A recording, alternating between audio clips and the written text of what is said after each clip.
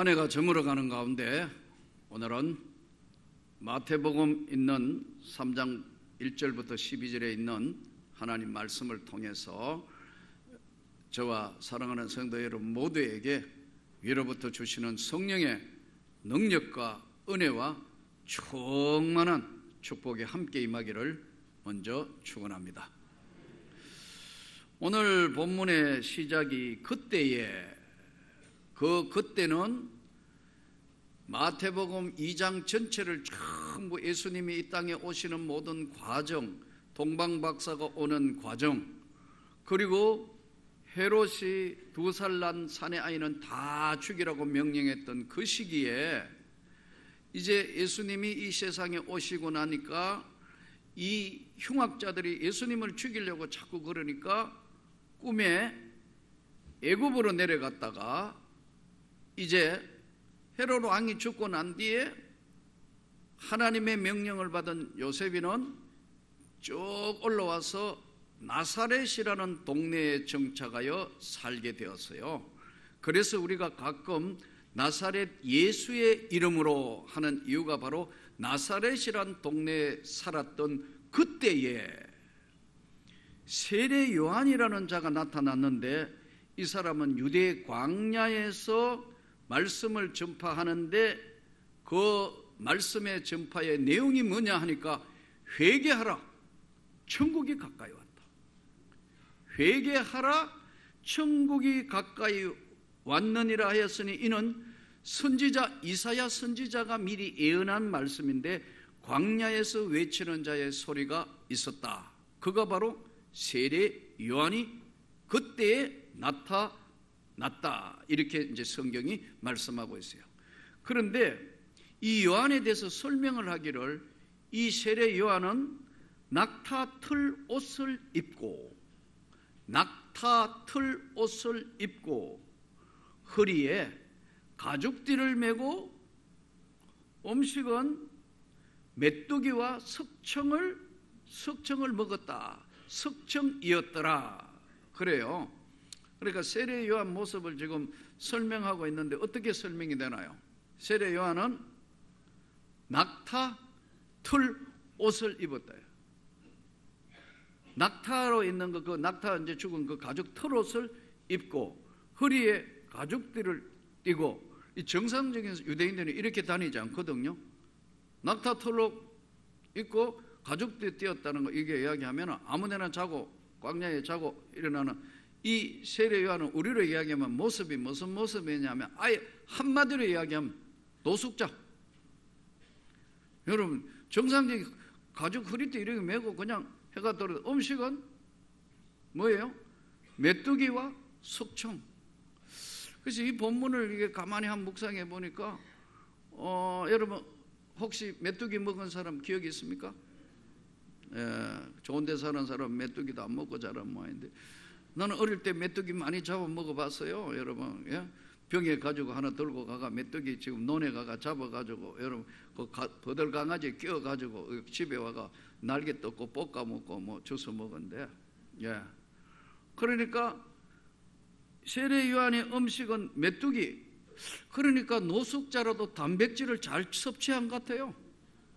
그리고 석청이었더라. 이 석청은 꿀 아니에요. 꿀.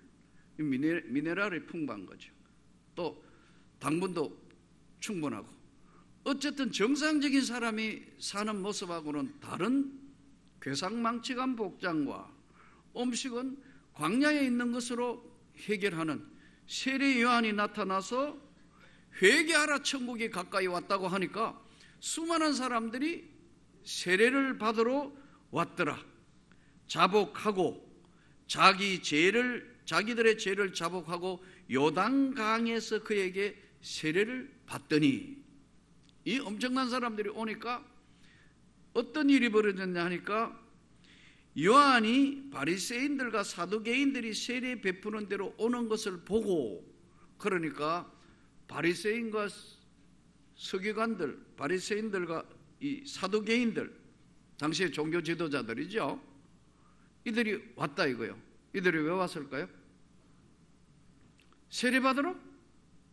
아니에요. 뭔 일이 일어났는가 하러 보러 온 거예요. 아주 우리로 얘기하면 감시하러 왔다고. 지금 사람들이 막 몰려가고 하니까 회개하라, 천국이 가까이 왔다 하니까 막 몰려가니까 어떻게 된 거냐 하면 감시 겸 구경 겸 오니까 세례 요한이 뭐라고 이야기했냐면, 독사의 자식들아. 무서운 독서라네요. 그렇죠? 독사의 자식들아, 너희를 가르쳐 임박한 진노를 피하라 하더냐? 누가 그렇게 임박한 진노를 피하라고 하더냐? 독사의 자식들아. 딱 말씀을 던진데, 회개에 합당한 열매를 맺고 회개하라는 거죠. 천국이 가까이 왔으니까 회개하라 했으니까 마음을 고쳐먹고 회개하고, 그 다음에 거기에 맞는 합당한 열매를 맺어라. 말로만 하지 말고 실천으로 진짜 변한 삶이라는 걸 보여봐. 그러면서 속으로 너희가 생각하는 게 뭐냐 하니까, 나는 아브라함의 자손이고 나는 선택받은 조상이라고. 우리 아브라함이 그거기 때문에 나는 혈통적으로 아무 문제 없어 구원받고 하나님 축복받는데 이상이 없다고 생각하고 있지. 아브라함의 자손이 중요한 게 아니고, 하나님은 이 능히 이 돌덩어리로도 아브라함의 자손을 만들 수 있다. 그러면서 나는 너희로 회개하기 위하여 물로 세례를 베풀거니와 내 뒤에 오시는 이는 나보다 능력이 많으시니 나는 그의 신을 들기도 감당치 못하겠노라. 그는 성령과 불로 너에게 세례를 주시는 분이다. 성령과 불로 세례를 주신다. 그러면서 그분은 손에 키를 들고 자기 타작마당에다가 키를 들고 알곡은 곳간에 들이고 쭉정이는 꺼지지 않는 불에 던지는 분이다. 우리는 오늘 이 하나님 말씀을 들으면서 이 부분은 오늘은 말씀을 들으면서도 좀 적으면 좋겠어요. 여러분 기억력이 별로 오래 못 가는 것 같아요. 여러분 보세요. 이 성령과 불로라는 이것은 두 가지 견해가 있습니다. 첫째는 성령과 불을 한 가지로 보는 견해예요. 성령 세례와 불을 함께 보며 강조하는 것. 대부분 개혁주의 장로교 교단에서는 성령 받는 것과 성령 세례를 구별하지 않고 그냥 보고 있습니다. 이거를 합한 견해라. 이것을 성령과 불을 한 가지 견해로 보는 견해예요. 성령과 불이 한 가지다. 그러나 또 한쪽에서는 별개의 견해라 해서 이것은 두 가지로 보는데, 성령 세례는 구원의 역사고 하나는 불은 심판의 역사로 보는 것을 별개의 견해라 해요. 두 가지 견해가 있다. 그러면 오늘 이 말씀을 통해서 분명한 한 가지 사실은, 성령 세례는 인간이 주는 것이 아니다. 동의하죠? 성령 세례는 예수 그리스도가 주시는 세례이다. 우리는 세례 요한이 나는 물로 세례를 베풀지만 내 뒤에 오시는 분은 성령과 불로 세례를 주시는 거다. 여러분, 이 성령 세례 별개 견해, 하나로 보는 일견 견해, 똑같이 한 가지로 보는 견해와 별개에 보는 견해는 각자 조금 해석 차이는 있겠지만, 한 가지 확실한 것은 성령 세례는 인간이 주는 것이 아니다. 반드시 성령 세례 받으면 진짜 예수 믿는 하나님 백성이 되는 거다. 진짜 구원을 받은 사람은 물과 성령으로 거듭나지 아니하면 하나님 나라는 들어갈 수 없다. 바로 오늘 이 본문이 이 말씀이에요. 성령과 불로. 그런데 성령의 역사가 아니고는 거듭날 수도 없고 믿어질 수도 없는 거예요. 그런데 이 성령의 역사에 대해서 우리는 너무나 모르고 또 이 성령의 역사에 대해서는 자주 이야기해도 너무 잘 잊어버려요. 성령 세례는 인간이 주는 게 아닙니다. 성령 세례 받을 때는요, 참 바보가 된 것 같아요. 나도 은혜 받고 난 뒤에 내 안에 눈물이 그렇게 많다는 걸 처음 알았어요. 늘 울어도 눈물로서 못 갚을 줄 알아. 와, 우는데 부모가 돌아가신 것도 아니고 무슨 이런 것도 아닌데 그냥 은혜 받으니까 하나님의 성령께서 내 마음에 내 영혼에 찾아오니까 내가 지어나온 삶에 잘못했던 거 이거 어떻게 해야 되는가? 죄를 씻으시는 하나님의 성령의 역사의 첫 번째는 죄를 소멸시키는 거예요. 죄를 다 불태워 없애는 거예요. 예?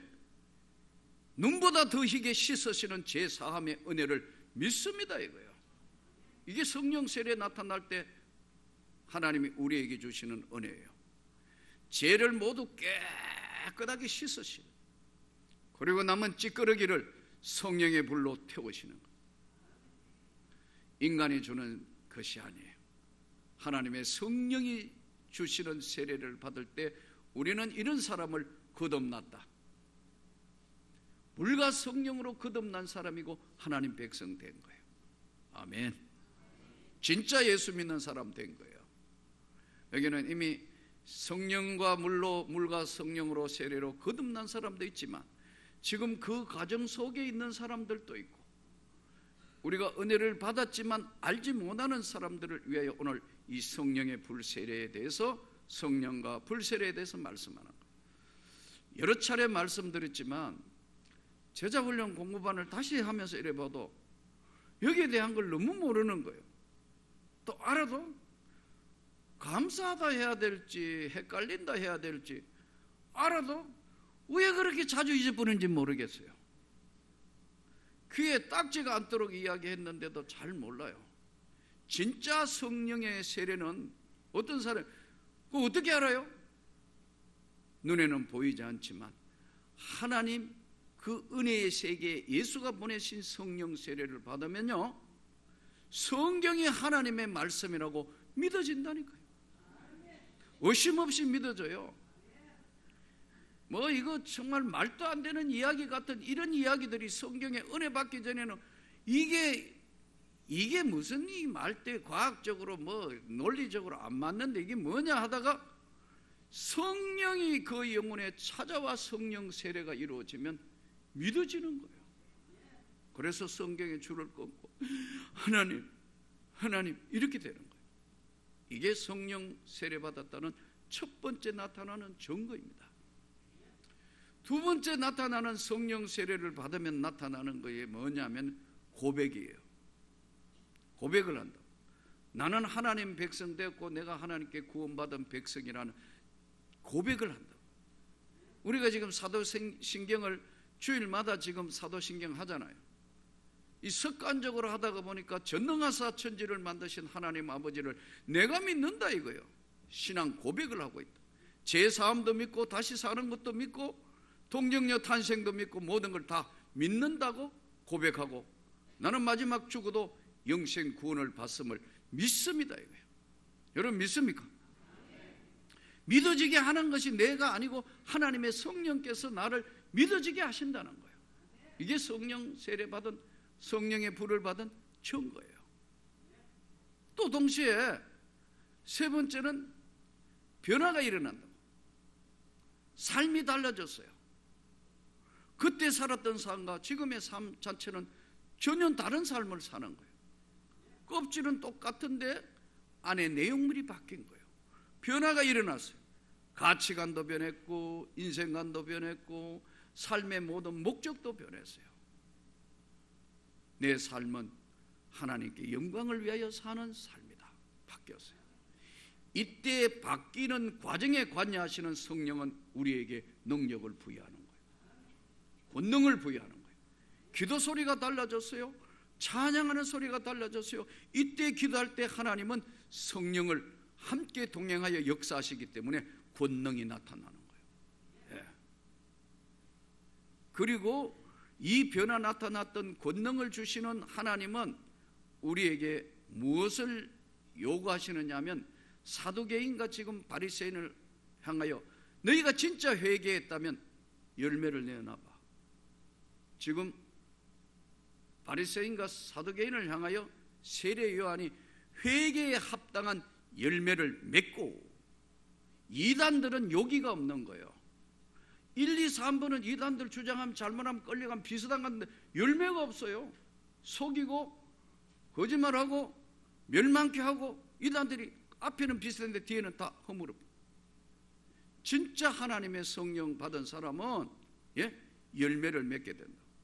성령님은 인격의 영이시기 때문에 우리에게 지혜를 주시고 지식을 주시고, 우리가 이 세상 살면서 끝까지 우리를 하나님의 나라로 견인하시고 충만하게 하시고 감동하게 하시고 감화하게 하시고 때로는 치유하시고 영육간에 이 성령이 우리를 감동 감화해서 우리를 끌고 가시고 인도하시는 거예요.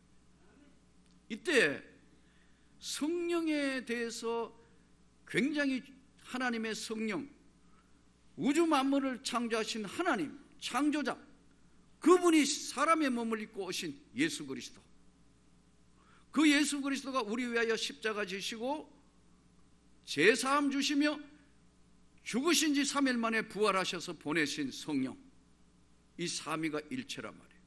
예? 기독교가 주장하는 가장 중요한 교리 중에 이 성령의 역사는, 성령은 인격의 영이에요. 이 성령을 성경에 보면은 성령에 대해서 주의할 점은 성령을 소멸치 마라. 데살로니가 전서 5장 19절, 성령을 소멸치 말고, 껍데기가 돼버리는 거예요. 성령을 소멸하면 신앙생활하는 모습은 있는데 계속 불평하고 불순종한다. 그런 분쟁이 일어나는 거예요. 데살로니가 전서 5장 19절에 성령을 소멸치 말며, 두 번째는 성령을 근심하게 하지 말며, 에베소서 4장 30절 성령을 근심케 하지 말라는 거예요. 성령을 근심하게 하지 말라. 마태복음 12장 31절 성령을 회방하지 말라. 이 세상과 오는 세상에도 용서를 받을 수 없다. 성령을 회방하지 말고, 네 번째, 성령을 거스르지 말라. 갈라디아서 5장 17절. 우리는 오늘 이 성령의 역사에 대해서 성령과 불로 세례를 베푸실 거다. 하나님 앞에 우리가 이 성령의 은혜를 충만하게 받아서 세례 요한이 광야에서 외치는 소리를 우리가 들으며 하나님 앞에 합당한 삶을 영광을 위하여 살아 드릴 수 있기를 축복합니다. 이 성령은 우리에게 찾아오실 때, 변화될 때, 권능과 능력과 은혜로 우리에게 찾아올 때 몇 가지 특징들이 나타나요. 바람 같은 성령이 우리에게 임하게 되면 삶 전체가 다 변화가 일어나요. 한 가지 한 가지씩 다 변화가 일어나요. 이미 저와 여러분은 세상으로 돌아갈 수 없는 하나님의 사람들이 됐어요. 성령과 불로 변화가 일어났다. 두 번째 나타나는 건 고백이 그거예요. 나는 성령의 권세와 능력을 믿습니다. 나는 죄의 용서와 영생을 믿습니다. 이것은 변화된 사람만 고백하는 거예요. 또한 두 번째는 이 성령이 우리 영혼에 찾아오면서 불같은 은혜로 찾아와요. 가슴이 뜨거워서 견딜 수가 없다. 스스로가 어떻게 통제 안 되는 거예요.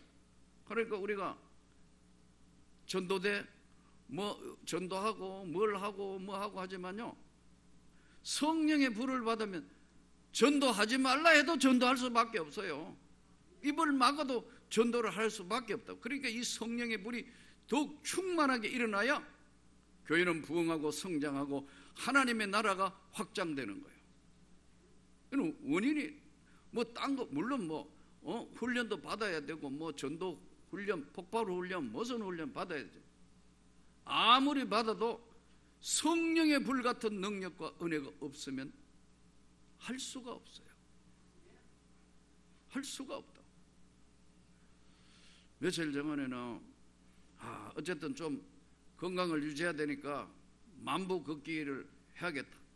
그 마음먹은 대로 잘 안 돼요. 뭐 하다가 보면 뭐 하루에 평균일을 보면 2,000보, 뭐 2,500보, 뭐 하는 일이 하도 많다가 보니 이게 어떤 날은 한 번은 반드시 오늘은 만보 걸어야 되겠다 해가지고 날은 춥고 번거지 모자 위에 서고 몇 편 맞고 이래가지고 이제 막 가서 공원을 열심히 2바퀴 3바퀴 도는데 웬 할아버지가 자전거를 몰고 쫙 따라오면서 주 예수를 믿어라.